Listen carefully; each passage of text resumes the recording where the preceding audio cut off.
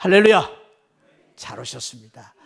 예수님이 부활하셔서 부활의 승리, 부활의 기쁨, 부활의 산 소망을 주셨는데 오늘 다시 한번 주님의 부활의 그 기쁨과 영광과 축복과 그리고 소망 가운데서 예수 그리스도께서 주신 산 소망이 충만한 은혜를 나누는 귀한 우리 성도님들이 되시기를 축복합니다.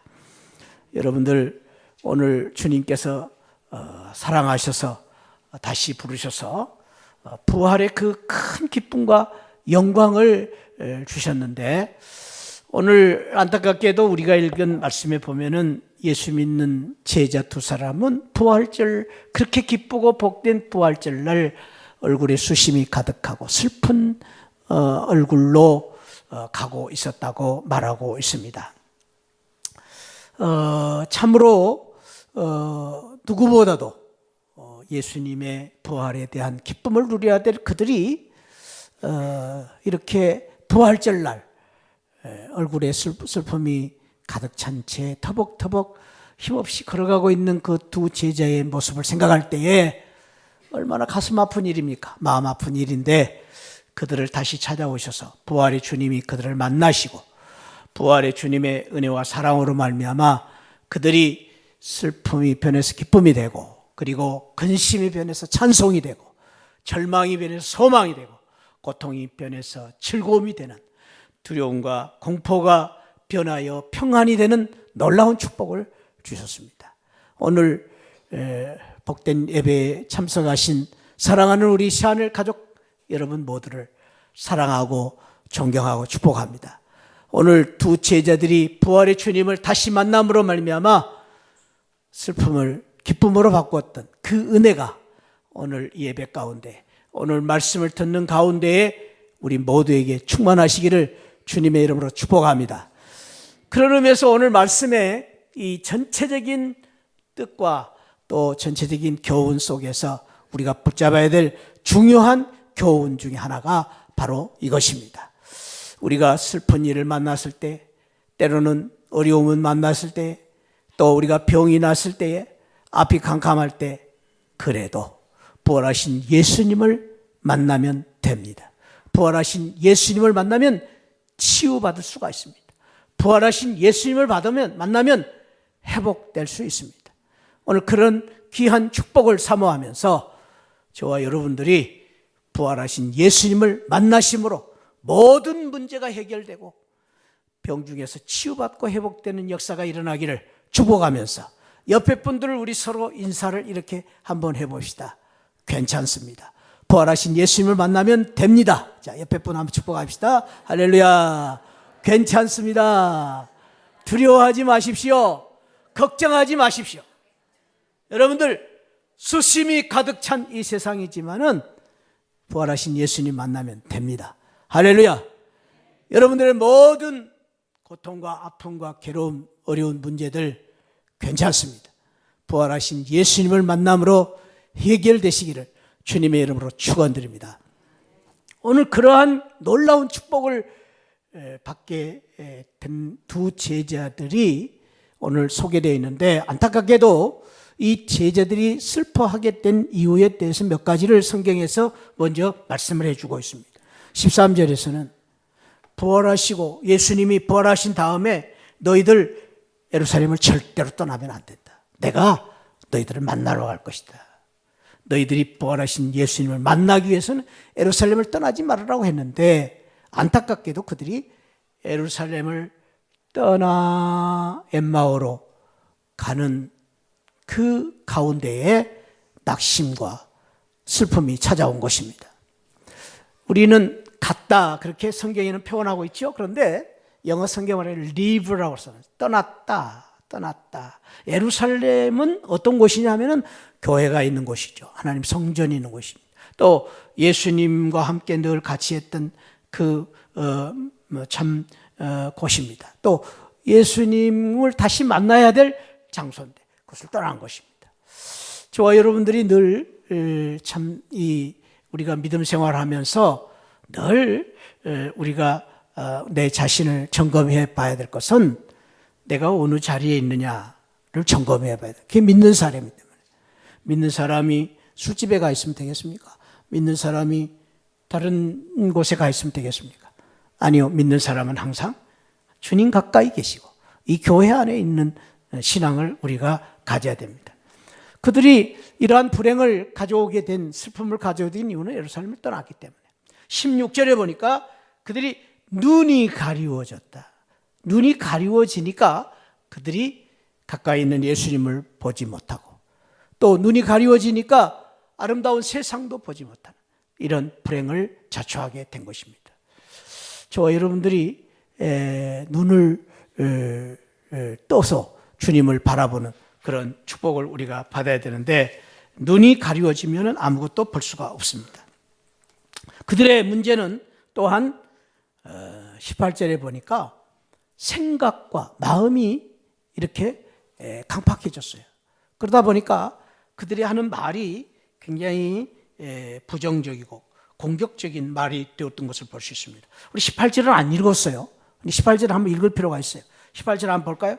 읽어봅시다. 큰 소리로 한번 시작. 그 한 사람이 글로바를 하는 자가 대답하여 이르되 당신이 예루살렘에 체류하면서도 요즘 거기서 된 일을 혼자만 알지 못하느냐. 자, 이제 여기에 대한, 이 말씀에 대한 조금 설명이 조금 필요한데요. 오늘 이 말씀을 기록한 사람이 누구냐 하면은 누가복음의 누가입니다. 누가복음은 누가 썼어요? 누가. 마태복음은 누가 썼어요? 마태. 마가복음 누가 썼어요? 마가. 요한복음 누가 썼어요? 요한. 사도행전 누가 썼어요? 누가. 예. 사도행전도 누가가 썼습니다. 그러니까 제가 일부러 이렇게 여러분들에게 조금 이렇게 관심을 갖기 위해서 말씀드린 거예요. 그러니까 누가복음은 누가 썼어요? 누가. 사도행전 누가 썼어요? 누가가 썼습니다. 그래, 누가복음과 사도행전 두 권의 책을 쓴 누가가 오늘 이 말씀을 하면서 예루살렘을 떠나 엠마오로 가는 두 제자에 대한 이야기를 하면서 한 사람은 글로바다. 근데 한 사람은 누군가에 대해서 밝히지를 않았어요. 많은 학자들은 여기에 대해서 그 사람이 누구냐? 누가다. 그렇게 봅니다.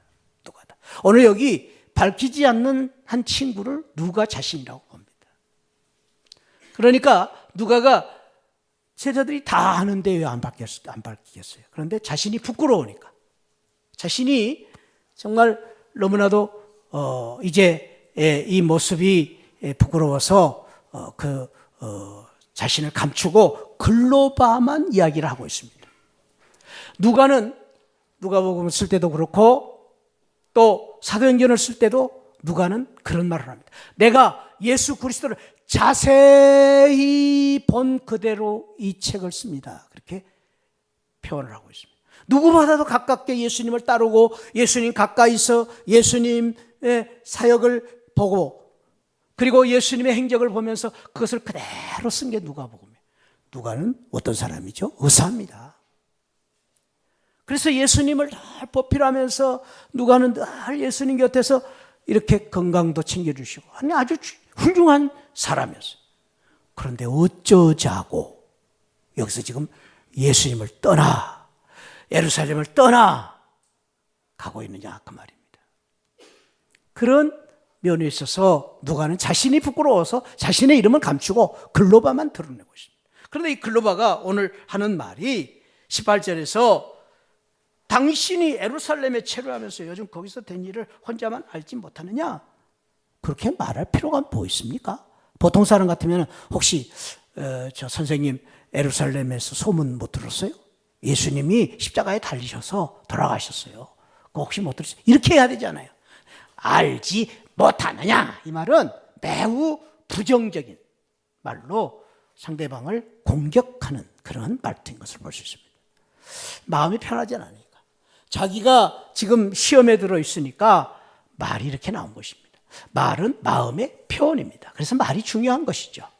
말 한마디가 천냥빚도 갚지만은 말 한마디가 그래서 상대방에게 상처를 주고 아픔을 주는 것입니다. 말이라는 게 중요해요. 말을 잘해야 돼. 우리 성도들은. 왜? 우리가 믿는 성도이기 때문에. 근데 오늘 여기 보니까 이 사람이 분명히 공격적인 말로 하고 있는 것을 보면은 지금 마음이 편치가 않은 거죠. 그 다음에 19절 21절에 보면은 이 사람이 낙심을 할 수밖에 없었던 가장 큰 이유를 19절 21절에서 말해주고 있는데, 이건 아주 이 사람들의 이 두 제자의 아주 큰 문제이면서도 굉장히 중요한 신학적인 이 문제이기도 했습니다. 19절에 보니까 이런 말을 해요. 이러시되 무슨 일이냐 이르되 나사렛 예수의 일이니 나사렛 예수의 일입니다. 그런데 그는 하나님과 모든 백성 앞에서 말과 일에 능하신 선지자였는데 돌아가셨다는 거예요. 능하신 선지자였는데 돌아가셨다는 그 말은 당시에 지도자들, 종교 지도자들이 예수님께 공격하는 그러한 공격의 그러한 자료였어요. 당신이 선지자인데 왜 십자가에 죽느냐 그거죠. 십자가에서 내려와. 뭐하러 십자가에 죽어. 당신이 정말 선지자라면 십자가에서 내려오면 될 거 아니야. 이게 공격의 표현이었습니다. 그리고 그 당시에 많은 이스라엘 백성들이 오해하고 심지어는 제자들조차 오해했던 것은 예수님이 메시아 왕으로 오셔서 당신들을 로마의 압제에서 해방시켜 주시는 정치적인 왕으로 오신 줄 알았습니다. 근데 그분이 십자가에 죽으신 것입니다. 이것에 대한 오해, 이 제자들의 오해. 아직도 제자들의 환상은 어떤 환상 속에 있느냐? 예수님이 저 하늘나라의 보좌에 앉으실 때 나는 우의정 차의정 우측 좌측 자리에 앉고 싶습니다. 그 환상에 빠져 있는 겁니다. 그런데 그 환상이 깨지고 예수님이 십자가에 달리신 것 때문에 그들은 실망하고 낙심하고 지금 낙향길, 낙심의 길로 가고 있는 것입니다. 사랑하는 성도 여러분, 오늘 이것이 제자들의 문제만이 아니라 오늘날 우리 교회가 위기에 처한 가장 중요한 문제가 바로 이 십자가의 신앙의 오해 때문이라고 말할 수 있습니다. 세상 사람들로부터 많은 사람들이 기독교를 비난합니다. 기독교를 안티하는 세력들이 점점 드러나고 있는 그 이유가 무엇이라고 생각하십니까, 여러분? 교회가 작기 때문입니까? 가난하기 때문입니까? 교인이 작았습니까? 아니요. 가장 큰 이유는 무엇입니까? 교회당 십자가 저 지붕 위에 높이 십자가는 걸어놨는데 교회 다니는 사람이 십자가를 보고 도망을 치기 때문입니다. 교회 안에는 십자가가 있는데 교인들에게는 십자가가 없습니다. 그래서 세상 사람들이 비난하는 겁니다. 어쩌면 오늘날 가장 큰 비극과 아픔은 교회당 저 지붕 위에 십자가를 자랑해야 될 교회가 어쩌면 오늘날 교회들마다 성공을 자랑하고 큰 것을 자랑하고 높은 것을 자랑하고 누가 더 높으냐, 누가 더 잘났느냐, 누가 더 많은 것을 가졌느냐를 자랑하는 교회가 되고 있어서 세상 사람들이 그걸 보고 비난하고 있는 것입니다. 십자가에 대한 오해. 제자들이 슬퍼하는 슬픔은 다른 데 오지 않았습니다. 예수님이 죽었습니까? 돌아가셨지만 살아나셨습니다. 예수님 멀리 떠나셨습니까? 아니요. 지금 곁에 계십니다. 그런데 그들은 믿음이 잘못됐기 때문에 곁에 계신 예수님을, 부활하신 예수님을, 산 소망의 예수님을 떠난 것입니다. 그래서 절망이 찾아오고 그래서 그들에게 슬픔이 찾아온 것입니다. 오늘 본문 말씀은 여기서 끝나지 아니하고 낙심하고 낙향길에 가는 그 두 제자들을 부활하신 주님이 다시 찾아오셨습니다. 사랑하셨습니다. 그들을 만나셨습니다. 부활하신 주님이 그들을 붙잡아 주시고 일으켜 주셔서 회복할 수 있었습니다. 오늘 이 아침 사랑하는 새하늘 가족 여러분, 저와 여러분들이 다시 찾아오신 제자들에게 다시 찾아오신 부활하신 예수님, 우리에게 찾아오셔서 말씀으로 이 은혜를 주신 예수님을 만나시고 부활하신 예수님으로 말미암아 다시 일어설 수 있는 영광의 자리로 부활의 신앙으로 유턴하는, 돌아가는 귀한 축복을 받으시기를 축복합니다. 그러기 위해서 오늘 본문은 어떻게 해야 되는가? 오늘 31절에서 31절을 읽지 않았어요. 읽어야 돼. 우리가 읽어야 돼. 중요한 말씀. 자, 31절 거기 보면 눈이 밝아져서 그래. 눈을 크게 뜨고 읽으세요. 31절 시작. 그들의 눈이 밝아져 그인 줄 알아보더니 예수는 그들에게 보이지 아니하는지라. 이제 여기 보이지 아니하는지라는 말씀이 조금 이제 난해 구절이긴 하지만은 그건 조금 나중에 제가 설명할 기회를 갖겠습니다. 근데 오늘 부활하신 예수님을 다시 만나고 부활하신 예수님을, 옆에 계신 예수님을 보게 된 것이 무엇이냐? 눈이 밝아졌다. 다른 말로 우리가 이 말을 우리 교회 안에서 많이 쓰는 용어 가운데 영안이라고, 눈, 영적인 눈이 밝아졌다. 그렇지. 그냥 눈이 밝아졌다니 무슨 눈 수술을 하고 밝아진 게 아니라 영적인 눈이 밝아졌다. 그 말. 영적인 눈이 열렸다. 그 말입니다. 믿음은 저와 여러분들이 은혜를 받으면 눈이 밝아져야 됩니다. 영안이 밝아져야 됩니다. 오늘 사랑하는 새하늘 성도님들 축복합니다. 여러분들 믿음의 성도로서 믿음의 눈을 가지고 사는 성도들 되시기를 축복합니다. 믿음을 가지면 가질수록 믿음의 눈이 밝아지시기를 축복합니다. 영안을 가지시고 그 영안을 가지고 세상을 보고 영안을 가지고 주님을 바라보는 성도들이 되시기를 축복합니다. 이것이 우리 믿는 성도들의 세상 사람들과의 매우 다른 차이점입니다. 우리도 똑같이 세상 사람처럼 밥 먹고 세상에서 발 딛고 옷 입고 삽니다. 그러나 우리 믿는 성도들은 눈이 다릅니다. 눈이. 다른 말로 말하면 우리 성도들은 생각이 달라야 됩니다. 가치가 달라야 됩니다. 그것이 믿음이기 때문에. 그래서 우리 믿는 성도들은 세상을 볼 때 지식의 눈으로 보지 않습니다. 사람들은 지식의 눈으로 보기 때문에 잘났느냐 못났느냐로 평가를 할 것입니다. 또 세상 사람들은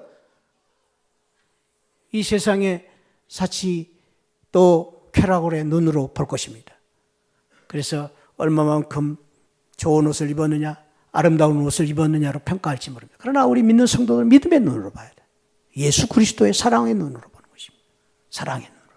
자, 그 믿음의 눈이 밝아졌던 이유를 뭐라고 하시느냐 하면 그 과정을 29절에서 이렇게 이야기를 합니다. 29절에서 그들이 강권하여 이르되 예수님이 그들을 강권했습니다. 자, 우리와 같이 우리 좀 오늘 밤 여기서 자자. 예수님께 그렇게 말씀드렸습니다. 그러자 그들이 함께 예수님과 함께 이제 그날 밤을 새게 되는데 30절에 보니까 그들과 함께 음식을 잡수실 때에 떡을 가지사 축사하시고 떼어 그들에게 주시니, 여러분 뭘 생각이 나세요? 성찬식. 성찬식이 뭡니까? 떡을 떼어 주셨어요. 언제? 예수님 돌아가시기 전날 밤에 제자들과 함께. 제자들이 이 사건을 통해서 번뜩 생각났을 것입니다. 이분이 누구실까? 우리 마지막 날 떡을 떼어 주시면서 받아 먹으라. 그런데 요한복음 13장에 보면 그 성찬식을 행하실 때 중요한 단어가 있습니다. 저들을 끝까지 사랑하시되 성찬식을 행하신 것입니다. 예수님이 성찬식을 행하시는 그 큰 배경 속에는 사랑이 있었습니다. 사랑. 그래서 주님이 떡을 떼어 주시면서 내 몸이다, 받아 먹어라. 아낌없이 다 떼어 주겠다. 잔을 주시면서 이것은 너희를 위하여 흘리는 내 보혈의 피다, 받아 먹어라. 주님의 사랑. 성찬식을 제자들에게 행하여 주심으로 말미암아 그 사랑의 은혜로 말미암아 눈이 떠진 것입니다. 그러므로 오늘 여기서 우리는 중요한 교훈을 가져야 됩니다. 사랑하는 성도님들, 저와 여러분들이 영안이 열리시기를 축원드립니다. 눈이 떠지시기를 축원드립니다. 믿음의 눈이 떠져 이 세상의 믿음의 눈으로 세상을 바라볼 때에 이 세상 천지는 찬양과 감사와 영광이 가득 찬 세상이 될 것입니다. 할렐루야. 믿음의 눈으로 세상을 보는 것입니다. 얼마나 감사합니다. 그래서 믿음의 눈으로 새아침을 맞이할 때 그 새아침이 의미가 달라집니다. 그것이 믿는 성도들의 특권인데, 그 믿음의 눈을 언제 떠지느냐? 예수 그리스도의 사랑으로 충만해질 때 믿음의 눈이 떠진다라는 것입니다. 예수 그리스도의 사랑, 십자가의 사랑. 그러므로 저와 여러분들이 영안을 열기 위해서는 어떻게 해야 됩니까? 영안을 열기 위해서 안경을 우리가 써야 되는데, 그 안경은 예수 그리스도의 십자가의 사랑의 안경입니다. 그 안경을 쓰시면 영안이 열리게 될 줄 믿습니다. 대표적으로 스데반 집사의 이야기를 우리는 들 수 있습니다. 여러분, 스데반 집사가 예수님 복음 전하다가 돌에 맞아서 순교를 당합니다. 돌에 맞아.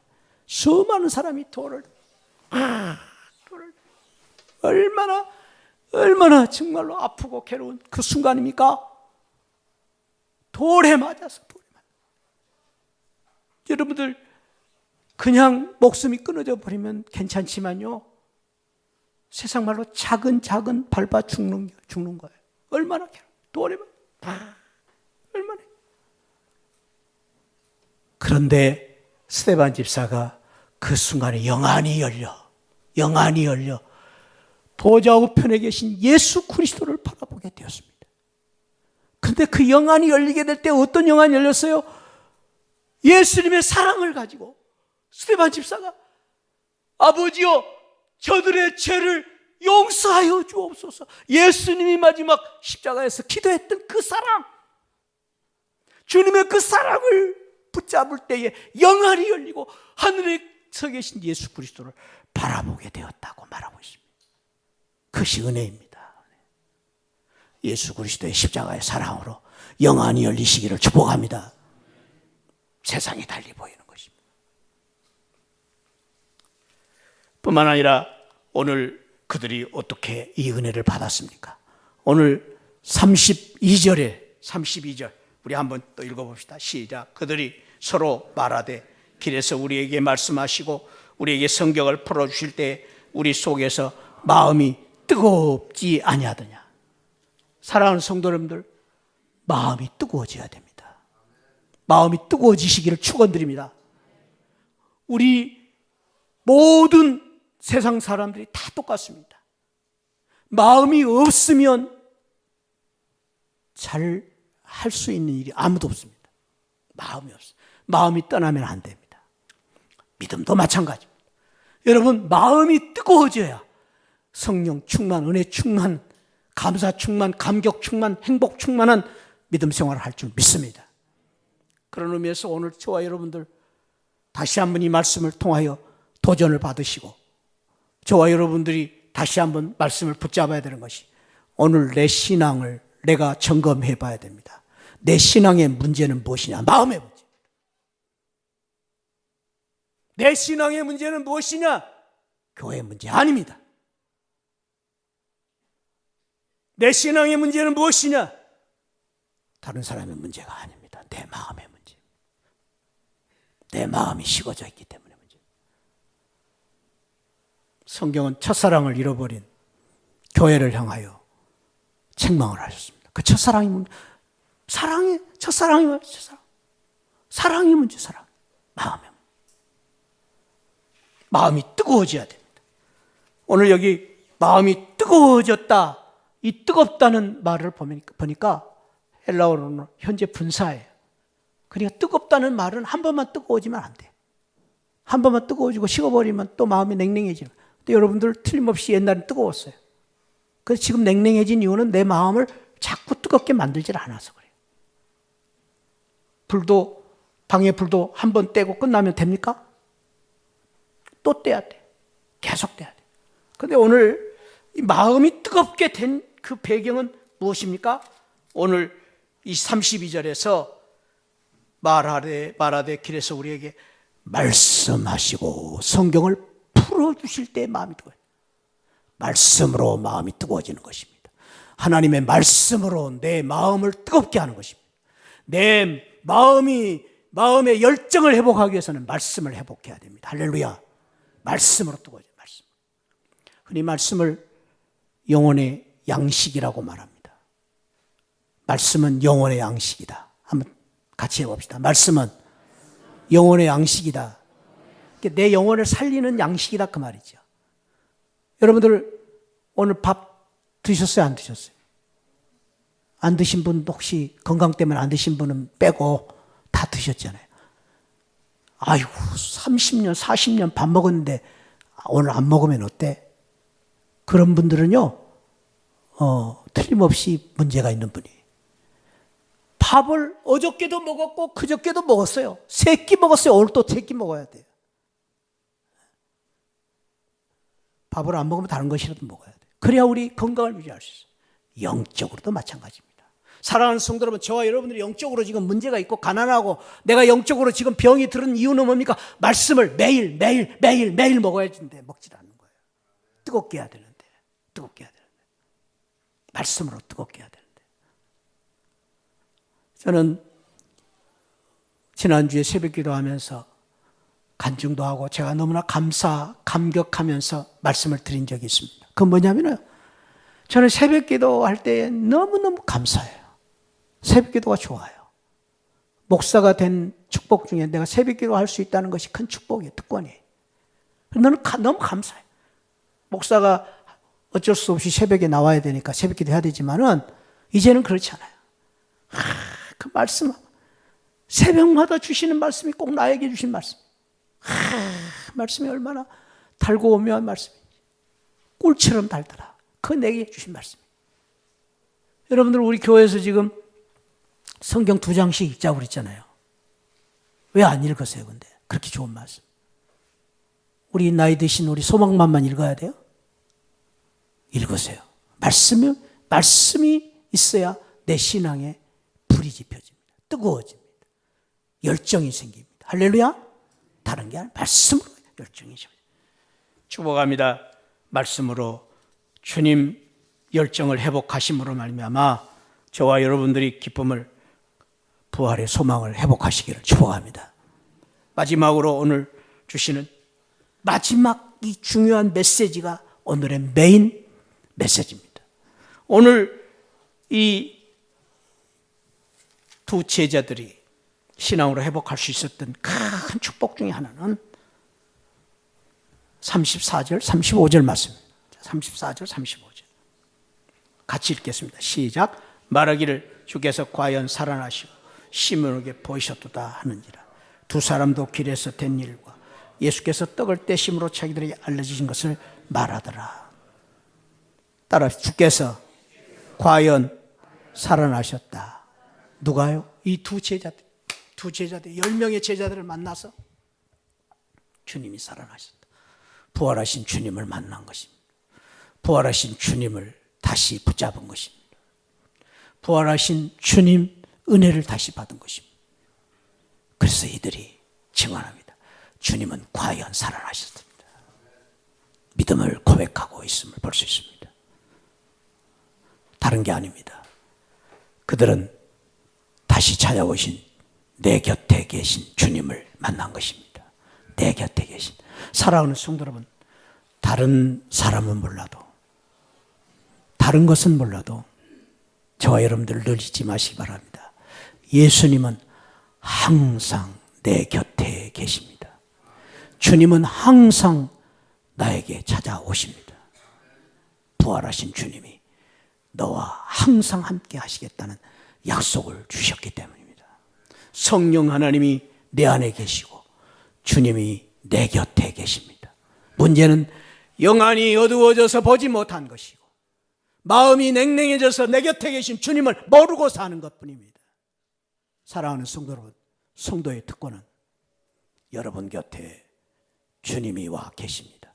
그 주님을 만나시고 주님을 붙잡고 믿음을 회복하고 부활의 기쁨과 감격을 회복하는 복된 성도들이 되시기를 축복합니다.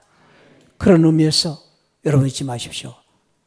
주님은 오늘 또 우리 새하늘 교회 안에 계십니다. 그 주님을 여러분들이 만나셔야 됩니다. 우리 목장 안에 계신 주님이 계십니다. 그 주님을 만나셔야 됩니다.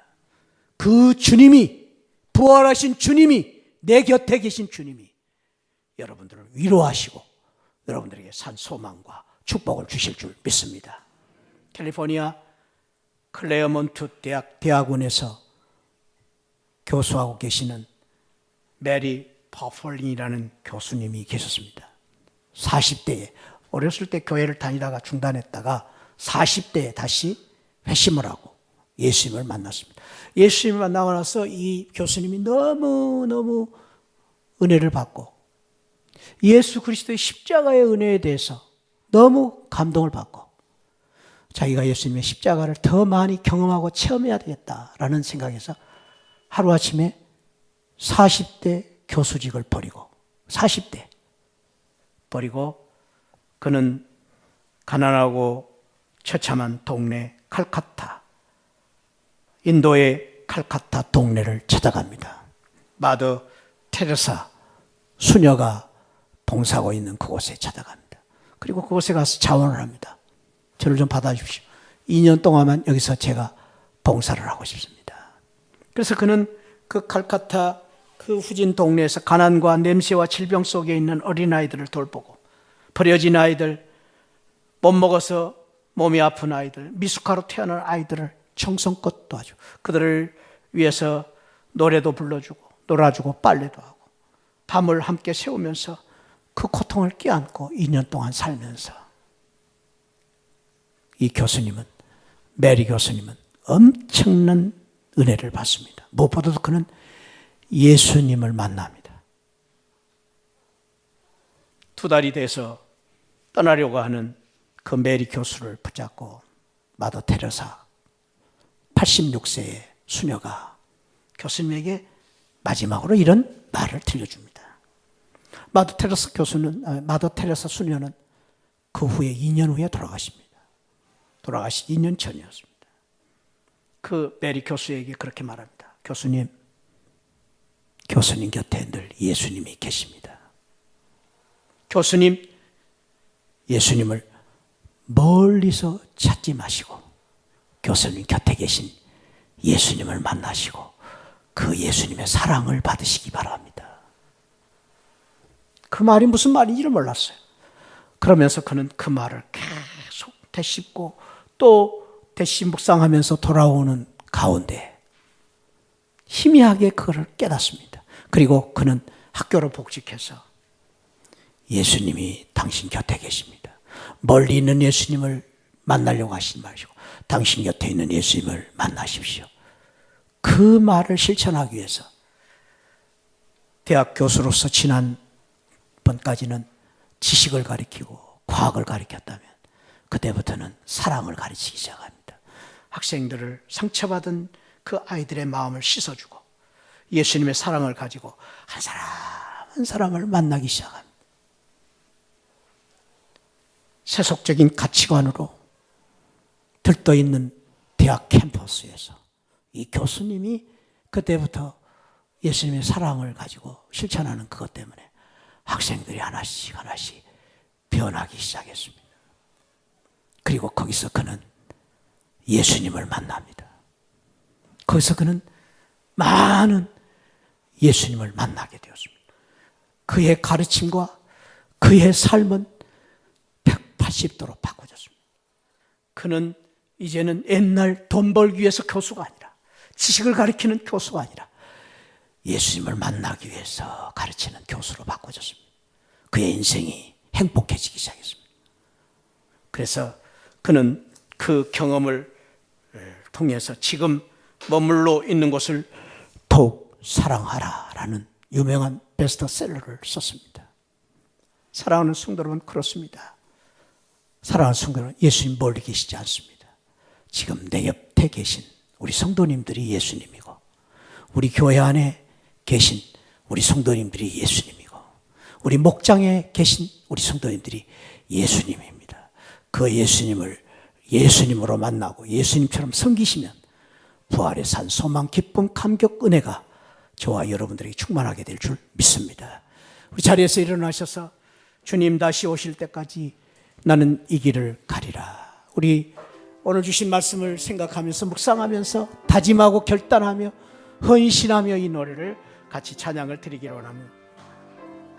주님 다시 오실 때까지, 주님 다시 오실 때까지 나는 이 길을 가리라. 아멘.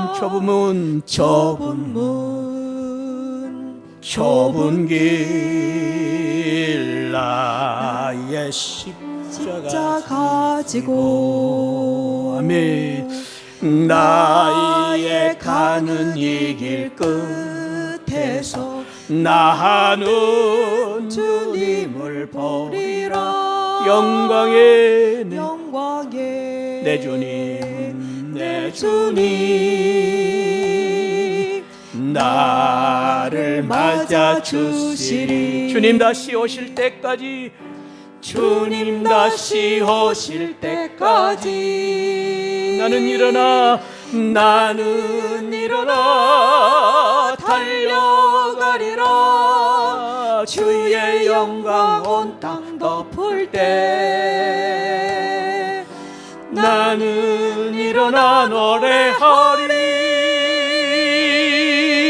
내 사모하는 주님 온 세상 구주시라. 내 사모하는 주님 영광의 왕이시라. 아멘. 기도하겠습니다. 하나님 아버지, 다시 한번 내 곁에 찾아오셔서 말씀해 주시고 일으켜 주시고 소망을 주신 예수님을 만나고 붙잡을 수 있는 귀한 은혜를 주신 것을 감사합니다. 예수님의 십자가를 자랑하고 예수님을 바라보고 내 곁에 계신 예수님 때문에 하나님 영안이 열리고 또 마음이 뜨거워지는 귀한 축복으로 우리가 믿음 생활할 때에 그 기쁨과 감격과 은혜가 넘치는 산 소망이 넘치는 그런 믿음으로 저희들을 붙잡아 주옵소서. 예수 그리스도의 이름으로 축복하고 기도하옵나이다. 아멘. 지금은 날 구원해 주신 우리 주 예수 그리스도의 십자가의 은혜와 우리 하나님 아버지 만극하신 사랑과 성령 하나님의 감동, 감화, 충만하신 은혜가 주님만 바라보고 내 곁에 계신 주님 섬기기를 원하는 우리 모든 성도들 심령 가운데에 지금으로부터 영원토록 함께 계시기를 축원하옵나이다. 아멘. 아멘.